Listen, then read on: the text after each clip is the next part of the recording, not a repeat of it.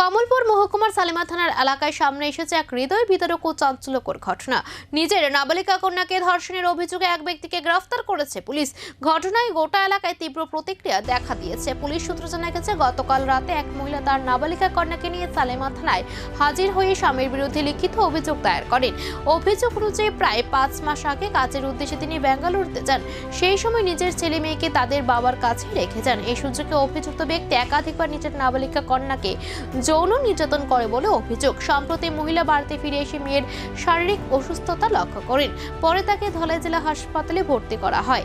চিকিৎসাধীন অবস্থাতেই নাবালিকা মেয়েটি তার মায়ের কাছে পুরো ঘটনার বিবরণ দেয়।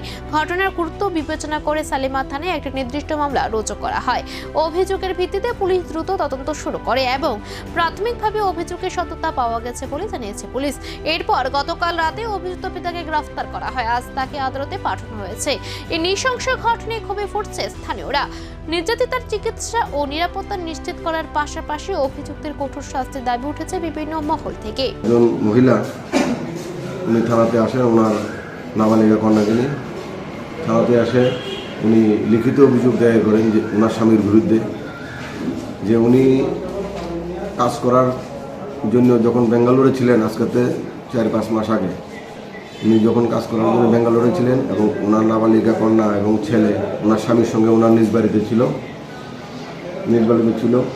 ওই সময়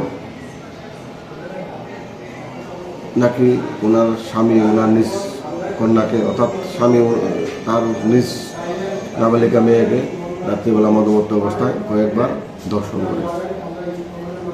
উনি যখন কাজ থেকে মহিলা বেঙ্গালুরু থেকে গত ফেব্রুয়ারি মাসে বাড়িতে আসেন, আসার পর ওই নাবালিকার মেয়ের একটা পায়ের অপারেশন ছিল, ওনার হসপিটালে ভর্তি ছিল।